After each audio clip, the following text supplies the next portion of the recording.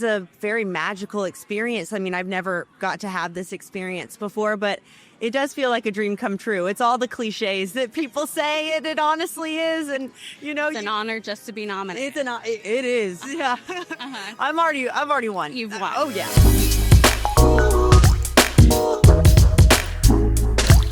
Welcome to The Envelope. I'm Kelvin Washington alongside Yvonne Vididiel. We also have Mark Olson here as well. And, we've done it all when it comes to the Oscars. We've talked about nominations. We've talked about the Oscar nominee luncheon. And now we got to talk about what you actually want to see from the telecast. And there's so many different ways we can go about this. If it is someone you just want to see maybe win, but even more broader, it can be just things that you're into. Say, this is why it's going to be great or what I want to see. Yvonne, I'll start. Conan O'Brien. Okay, there we have it. Could you be more specific, please? This is really a thing with you. O'Brien, yes. As a person who always thought late night was in his future, Conan was always one of the guys I loved. Yes. The dry humor, the wit, the self-deprecation, and all that. I thought he did a wonderful job last year, and I'm really excited. And despite a lot of, turmoil in his life that was happening at the same time, I'm really excited to see what he's going to deliver this time around. I could really use a laugh. Yeah. I know I'm not alone, but I'm very excited to see. And, he was in a film this year too. So it'll be interesting to see if we get any gags with him and Rose Byrne. I would love that. She obviously is very funny. I'm also very much looking forward to, a performance by the K-pop Demon Hunters for Golden. Yeah. I need to get up out of my seat. That's what I'm excited for. Well, trust me, my daughters will be right there with you. My goodness. It'll be a moment. And I don't even know when. When did you learn all the lyrics? I don't, in my mind, I don't see this happening, yet they know every single word. Osmosis, yeah. What about you?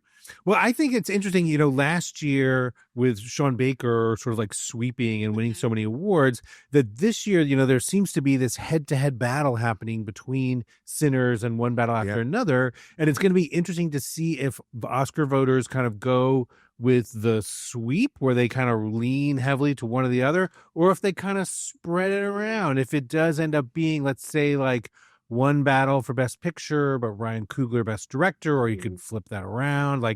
Another category I'm interested in is Original Screenplay. It'd be amazing to see the Iranian filmmaker Jafar Panahi win for Best Original Screenplay, but then in Oscar sort of calculus, then that means you want Ryan Coogler to win in a different category. So it's funny how the domino, the puzzle pieces all need to come together in a specific way. And it's going to be interesting to see if Oscar voters do what they did last year and just put all the chips on the table in one film.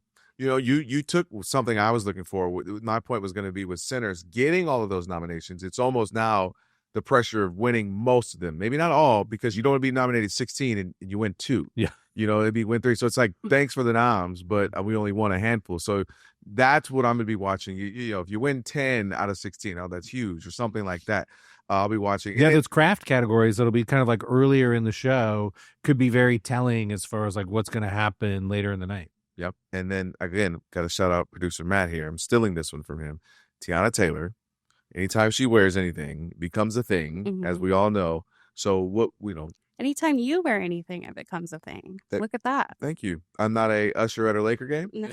I'm not Harry Potter's best friend. After hours, we don't know, but for now, you're not. Yeah. Yeah, that's what I always get when I wear this. So, all right. Well, when we spoke to Tiana Taylor at the Oscar nominees luncheon, she said that she had a vision for her Oscar dress. Oh. And so I'm I can't wait to see what that is.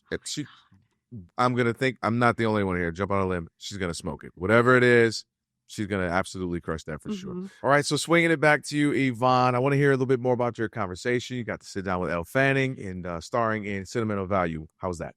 It was great.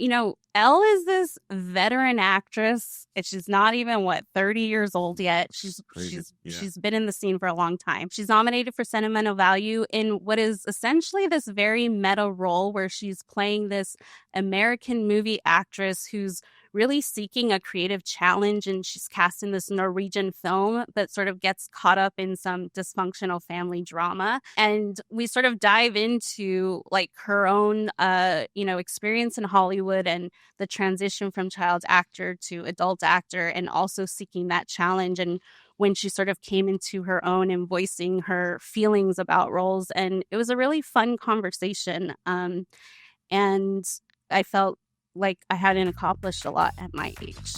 Well, listen, we still have plenty of time to accomplish some more, all right? Yvonne and Elle, here's their conversation now.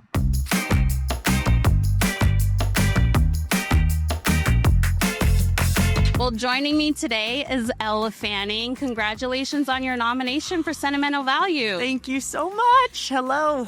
You're at the Oscars nominees luncheon. Tell me what this experience has been like for you. It just wrapped. Who were you eager to see? You know, I had an epic table. I was sitting next to Steven Spielberg. In a lot of ways, you know, he worked, you know, with my sister in War of the Worlds, and I was like a 5-year-old running around on set, and we were kind of reminiscing about that. And one of his youngest daughter is one of my closest friends. So growing up, we went to the same school, and I'd have sleepovers at Steven's house, but Normal. which is not relatable. I understand that. But to be with him, someone that has known me since I was 5 years old, and to share this experience and get to sit next to him was really, really special. And then also, which was a surprise, so Ruthie Carter, who did the costumes for Sinners, she also was at my table, and she comes up to me and she's like, I don't know if you'll remember. And I'm like, gosh, she looks so familiar, but I'm also like, well, you're a super famous costume designer. So in my head, I'm like, well, I know you because I know you. Yeah. But she said, I did the costumes for Daddy Daycare. Oh my gosh. Yeah, when I was 4 years old. Yes. And that was one of my first movies ever. I mean, I was tiny, and she's like, I just remember. And she said, you look exactly the same. You just look stretched out. I'm like, yeah, that's pretty much, that's right. And then we actually got to stand next to each other in the class photo. Oh, wow. That's so special. Yeah, very moving. So were you taking lots of selfies in there? I was. My manager was with me, who's been with me since I was like 8 or 9 years old. And so we were taking a lot of selfies together. I didn't take my phone up to do the class photo, but I know some other people were, and they were videoing, and I'm like, oh, darn. I wish that I took the phone up. But sometimes you got to live in the moment, you know? Put the phones away. Let's live in the moment. I can't do that, but I'll try. I'll try. Before we get into the film, though, I mean, I know you and Dakota spent a lot of time in your younger years doing make-believe, and I want to talk to you about a baby story later on, but because I related with that. Remember the TLC show? Yes. Yeah. I feel like no one remembers it but you and I, okay? It was so good. But was Oscar something you guys, like, thought about then, like doing your fake speeches at that age? Everyone's done that, right? I mean, I think we all have to say we've gone to the bathroom and what is that? Who is that? I think it's Kate Winslet that says she keeps her Oscar in the bathroom so people can go in there and hold it and do that in the mirror. I'm like, that is so fun. I don't think I've ever held an Oscar before or anybody's that. But of course, I mean, I started doing this when I was 2 years old, and, you know, watched my sister grow up in this business. And of course, we've dreamed of this. It's something that feels unattainable. And you also have to know, you know, that you're doing it for the right reasons. And I'm doing this because I absolutely love it. But then this is a very magical experience. I mean, I've never got to have this experience before, but it does feel like a dream come true. It's all the cliches that people say, and it honestly is. And, you know, it's an honor just to be nominated. It is. Yeah. I've already won. You've won. Oh, yeah. In my mind. Well, I want to get into the film. I mean, Sentimental Value is this meditation on, you know, complex family dynamics and the power of art in healing. Yes. And you play Rachel Kemp, an American movie star, searching for deeper artistic meaning in the work that she does. And she's cast by a director played by Stellan Skarsgård to appear in his comeback film that he originally wrote for his estranged daughter to star in. Yeah. Tell me what spoke to you about this film. Like, what stood out to you that really resonated with you? Man, I wish I had you on my press tour to explain that was like so eloquently. Like, I'm like, that wraps it up perfectly. What drew me to this? Gosh, it was many things. I had come off of filming A Complete Unknown, and I was in New York. I was about to go film another movie in New Zealand, and my agents called me and said, Joachim Trier has a new film, and there's a part for an American actress in the role, even though the film is predominantly in Norwegian. It's going to film in Oslo. And from that moment, I was like, oh, I have to do this. And I'm a really instinctual person, and I get feelings. I feel like I'm a little psychic. Like, I just knew, even before I read the script, I don't know what I felt, but there was something really special. And because Joachim Trier also is someone, I mean, the worst person in the world, absolutely loved. It's one of my top favorite films. And that moved me so much the year that it came out. And so he's been on my bucket list to work with, but also, you know, he predominantly works in Norwegian, and I don't speak Norwegian. So I just was like, I don't know if they'll ever be a part for me. But then it appeared, and they're like, okay, well, we're going to set up a Zoom call. You're in New York, he's in Oslo. And so read it as quickly as possible. And I read the script, and it reads like a novel. Like, if you get a chance to read the script, it is so beautiful. And the way that, you know, it opens describing the house, which to me, the house should be nominated for an Oscar as well.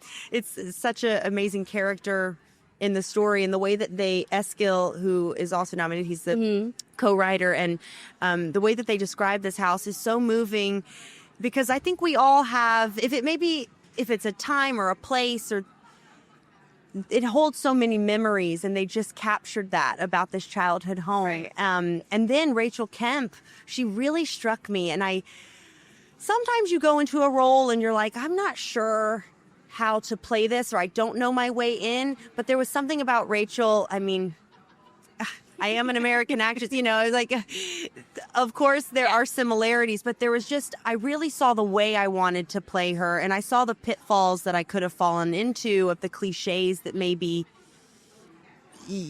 could happen, that she could become kind of a joke or a silly character, and I really wanted to avoid that. So when I talked to Joachim, I was happy to know we were on the same page of how we wanted Rachel to be presented. I knew it would be a challenge, but it really excited me. So yeah, I had to get the part, but from that meeting, we, I don't know, sealed the deal somehow. Well, tell me more about that, because as you said, you started acting when you were 2. I mean, what insights do you have about what the public or culture thinks about young female actors that you brought into this role? And like you said, the pitfalls that you sort of strove to avoid as you were coming up in this business. Yes. I mean, I think it's something that actually Joachim and I talked a lot about, of maybe the struggles or the pressure that Rachel's feeling in her own career. I think, you know, people are really quick to, especially women, but put us into a box of limitations and tell you what you can or can't do. And I feel like I've been really lucky to navigate that. I will say, I feel like the show that I did, The Great, I really felt like I broke out of that mold a little bit. Not that I had done so many things, but I mean, people probably knew me most for Maleficent, but it was then fun to be in The Great, and I'm playing an empress, but she's not the Disney version. Yes. And it was just, I felt like I came into my own a little bit. And so just to find those meaty roles, but they don't always come along. And I think that's what Rachel is, when we find her, that's what she's yearning for. That's what she's struggling with, is she feels like this emotion inside her that she wants to unleash, but no one's really saw her for her talent. They've maybe seen her for, the shiny movie star, and, you're a bankable actress, but it's not the meaty roles that she is wanting, that she can, finally kind of find another version of herself to show to the world. And when she meets Stellan's character, there's something that he sees in her that she hasn't experienced before. And so playing Rachel, I feel like she's a very different actress than me, but there was part of me that felt like I was kind of drawing from my younger self, of maybe how I felt in the past, and kind of bringing that into Rachel, and the discovery of also being moved by a text. There's a monologue scene that I have. There was kind of a tricky scene, because we want to show that Rachel's a good actress, but that she's just not quite right for the part. But in that moment, she finds herself surprising. She's surprised that she's moved by the words. And I don't think that she's ever had that feeling as an actress before. And I remember I remember having that experience for the first time. It was on this film called Phoebe in Wonderland, and I was 9, which actually Lynette Howell produced. Wow. Which she's our president, which is so nuts. I'm like, remember, I mean, everything comes back around, but which is super cool. but it was a scene with Patricia Clarkson. And, you know, when you're young, you're also trying to follow orders, you know? You're like looking at the scene and I'm like, okay, this scene here, it wants me to cry, or it wants me to get upset, or there's something to it. But the way that this scene was written, it didn't describe what it wanted my character to do. I just had to listen to Patricia Clarkson. She has a long monologue she's saying to my character. So I could really react to it anyway. But we were like sitting in these rafters of a theater filming, and we're in the middle of the scene. I'm on my close-up, and Patricia is talking to me, and I'm like looking in her eyes, and I start like crying because she's moving me. But that's not where the scene that's not how the scene was written. But I just remember like, oh, this is what acting is. Like at 9 years old, I'm like, this is what it is. It's about the spontaneous moments, about like connecting with your fellow actors and looking and following their lead. And I mean, it's like now I'm always striving for that moment, but I do remember that first moment. Well, what was that like that unlocked for you? Because like you said, when you're maybe a child doing this work, you're sort of not thinking about the deeper meanings of the things, or you're not searching for, I want to be challenged by a role when you're young. Right. But like you said, this unlocks something for you. And what did that do for you? Like, were you hungry for more of that? And then how do you sort of chase that feeling? No, I was hungry. I stay hungry. No, I'm always, I'm looking for a challenge. I did realize quite young that I like to scare myself a little bit. I think that nerves have been my friend, and they actually do help me a lot, and it means that I'm probably doing the right thing if I feel pretty scared about it. And then, yes, I mean, of course, when you're young and you're a child actor, you're also you're having to audition for those roles and go in, and you don't know if you're going to get it. And so there's a lot of like luck, and people have to choose you, and there's a lot of that involved. But then as I got older and could really start to shape my career a little bit more, I was really looking for the challenging parts, and I still am. And I don't know, I also kind of approach it in a athletic way, because my family they're all athletes. They wanted Dakota and I to be tennis stars. And I played volleyball in school, so basketball, tall sports. I did my part. Ballet, that's true. But I think there's a real I approach a scene like I get that feeling that I would assume an athlete gets, or like, right before they go into a game. There's something about it that the discipline, I really enjoy that. So you don't have the reaction Renata's character does? No.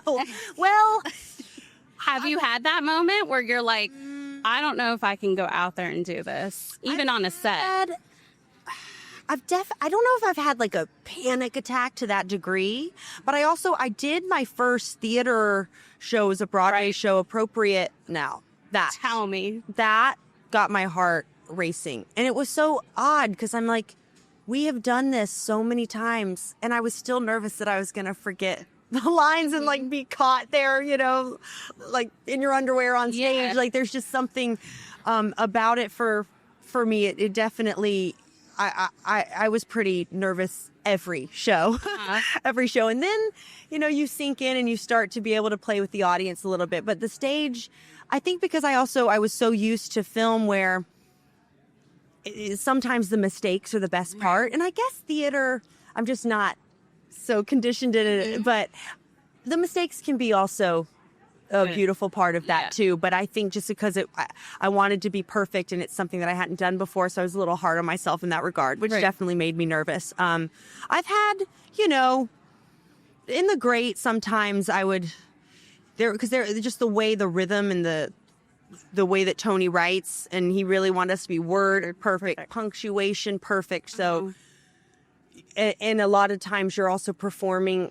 I was doing a lot of speeches in front of, background artists, and that were, in these long, big castle halls, and they're all staring back at you, and you're like, oh gosh, if I go up there and flub this, they're just going to think, why is she here? And so it gets in your head. But then there's something out of that is those magical moments that you can't recreate, that are captured on screen, or like when, and then you blush and you get, like Renata does that so beautifully. She blushes like on cue, and you feel her blood. It's so human. And I always remind myself of of that's okay. So it's welcome, but sometimes it can be an uncomfortable feeling. Well, because we see with your character, I mean, this is a different example of that, but we see with your character, her really trying to connect with this part that she's about to play. Yeah. And she's struggling and she's trying to have these conversations and he's not really giving her insight that she wants to really lock in.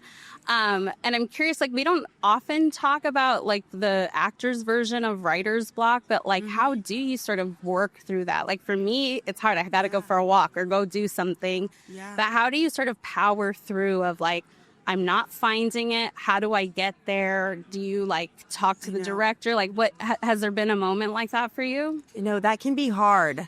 I mean, I do feel like you never feel fully prepared on the first day. You're still finding it on the first day, for me at least. And then, sometimes like you finish the whole movie and then you're like, wait a minute, now I know, I got to go back. I mean, I really rely and lean on the directors. And I think that also, when choosing films, that's why I've, and I think this is developed, but I'm really like more director driven than ever, or actor driven than ever, of people that I want to work with and that we can be on the same page with, and that you can just fully trust with that. I mean, I think that I haven't had a role quite like Rachel where I went so far into a project and then pulled out so last minute, but I've certainly like outgrown roles or was offered roles that I was probably too young to play at the time.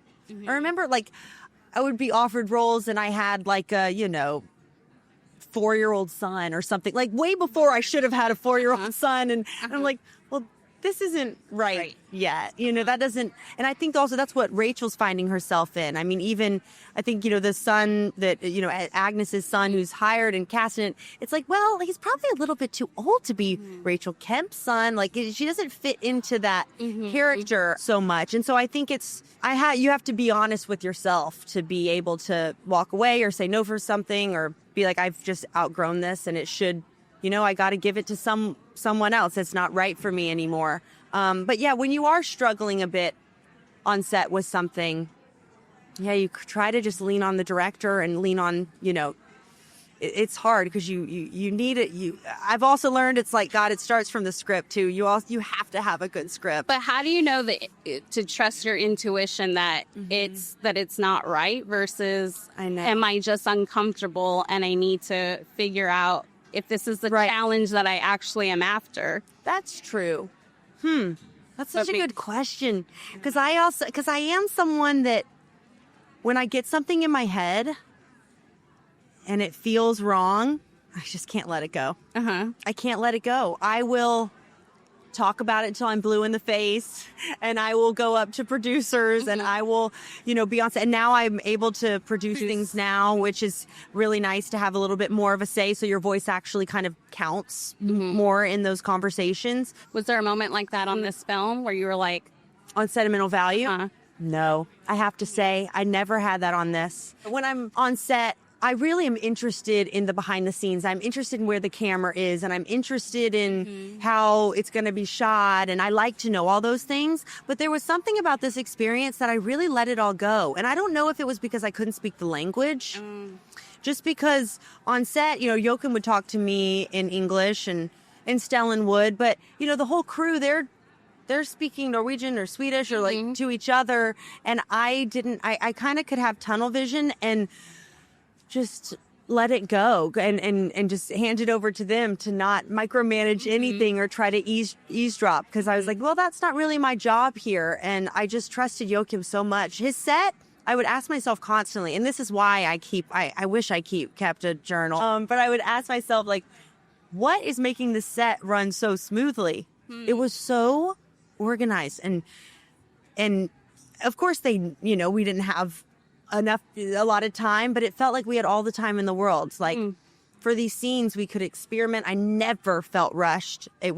Everything was so orchestrated perfectly to make the actor feel the most comfortable to try different things and deliver different. And it's just not always the case. Sometimes it's like you're there, they've been spending a long time in the lighting. And it's like okay, go. And do your thing. Yeah, and there's a beauty in that too, but not preferred. Yeah. Yeah. I'm very curious, like, I often hear actors talk about how hard it is to, like, play somebody that's maybe drunk or something. Oh, yeah. But what Oh, I is have a it good like one. playing an actor as an actor yourself, and one that's striving to be really great and struggling to get there? Yeah, there's when you said the drunk thing, I thought you were going to say, like, what's the hardest thing to do? And I think it's phone calls. Phone calls, yes. It was so meta. And I mean, we would joke about the meta-ness, then we would talk seriously about the meta-ness because it just was so obvious. I mean, I was an American actress coming to Oslo for my first time to work with a Norwegian filmmaker exactly like Rachel. And I think, when we were talking about like the pitfalls of her character a little bit, I think it was but it's also, she's not completely serious either. You know, there is a lightness and there is a Hollywood sheen on her that you have to believe that she is a movie star, especially in in Deauville beach scenes that kind of feel like this like dream. They feel like another movie in the film. And those were my first scenes that I shot with Stellan, which was a really nice starting place. But I thought a lot about maybe like the pressures that she's under of even like, okay, going to the red carpets and she's, you know, we're like, how do we want the dress to fit? Is it constrictive? Is it tight? Like, and then I get to wear this like gold one on the beach where she gets to let loose and like ride off into the sunset when she's an actress that probably doesn't get that escapism. I'm like, I don't feel like that myself. I kind of had to play a bigger star. I don't know. I was like, okay, I'm really playing someone that's super famous. But someone that maybe she was in like a big franchise or, you know, she's just someone that is really known, but not known in the way that she wants to be known. And every character in the movie is so flawed and has their own kind of version of depression in a way. Because I think we kind of find her, she might quit acting, honestly, if she doesn't meet Gustav. Yeah. And then the beauty of her is like the surprise that she walks away from something she wants so badly, and instead of needing it to be captured on the screen, it's the experience that she had in rehearsing with him, in discovering things about herself, in being seen in a different way and seen for her talents, which she hasn't really felt before. And so probably the next thing that she goes on to do will be a great one. But she just got caught up into this surrogate, you know, she's a surrogate daughter, and caught up in this drama. Well, even the accent too, it's like, how good do I need to sound? Yeah. How bad do I need to make it? I know. You know, I did. And you know what is so funny is I probably should have done a lot more work on the accent than I did, because it was written in the script that I had to do this. But I also saw it as you're doing that. I'm putting it on. Yeah. So I listened to some tapes, and Joachim would repeat, you know, I want three, you know, whatever. I can't even do it. Glasses of juice or whatever, like so cliched.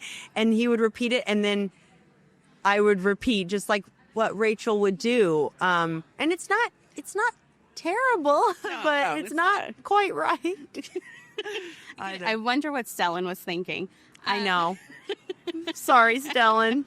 In doing research as I was preparing to talk with you, I read an interview that you did where you said you sometimes watch old interviews of yourself, and that you were looking at one you did for Sofia Coppola Somewhere, where you're like basically a tween, and you're looking. Tell me more about that. What drives you to do that? No, creepy. I do that with stories. Like, what was I thinking then? Well, I think it's like watching like an old movie, like a home video of yourself, which I mean, I also have those, like a normal child.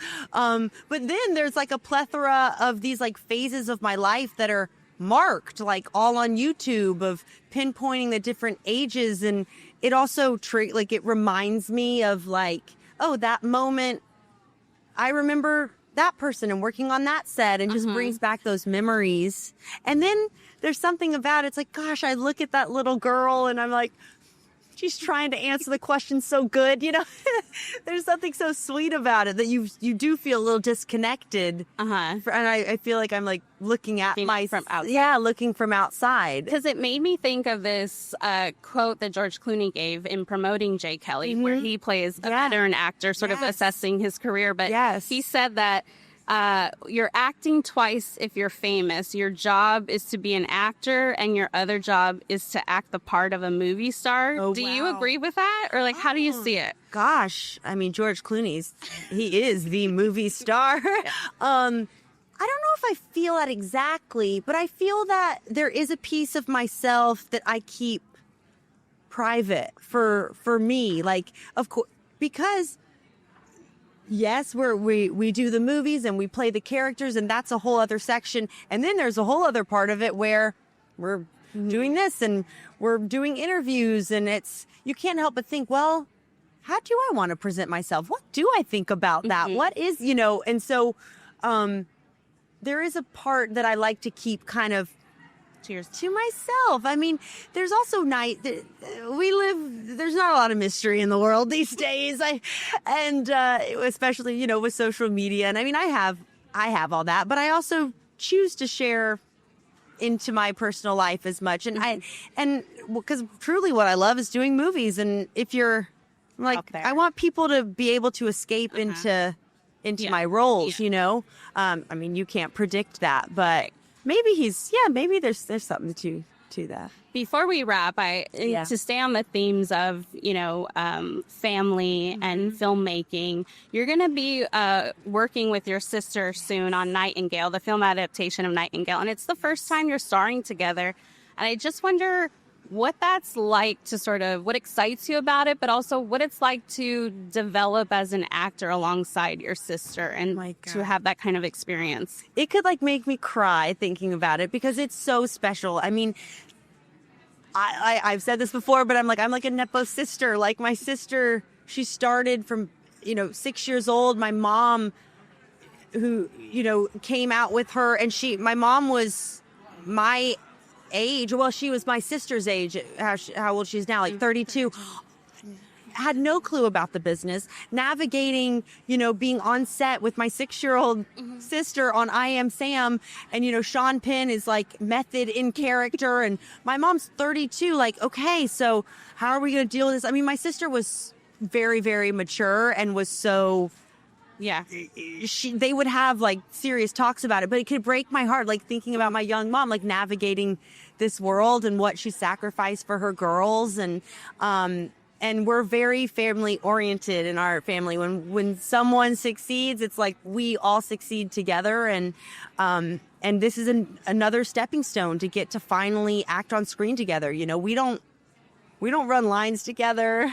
We work now together in a producerial way. We have a company together and we really balance each other out in that regard. And we also are now getting to produce this film, which is, if we did it in 2020 when it was going to be originally set, we weren't producing it at the time. So I guess you can kind of see our growth of now we can. Are you like, don't boss me around? Yes. Yes. I've told her, you cannot act like the big sister and boss me around on set. We'll see how that goes. Yeah.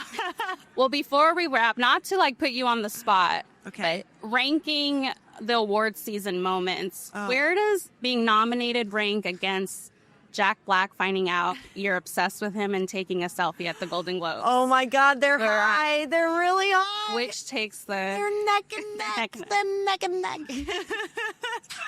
That moment just took off for you. I know. That was so, I mean, like I said, I'm like, he probably has a restraining order against me. I'm like, you do that thing where it's like I feel exposed, that I'm kind of nervous to see him. I'm like, oh no, he's not the creepy freak. I'm like, I'm sorry, Jack Black. Sure, he's doing just fine. Yeah. Well, thank you so much for being here, Ellen. Congratulations again on your nomination. Thank you so much. Thank you. All right, that's going to do it for Oscar season. Can I get a big aw? Hooray. It's over, but fret not. Coming up in the spring, we're going to have the Emmys covered, so stay with us. This is The Envelope.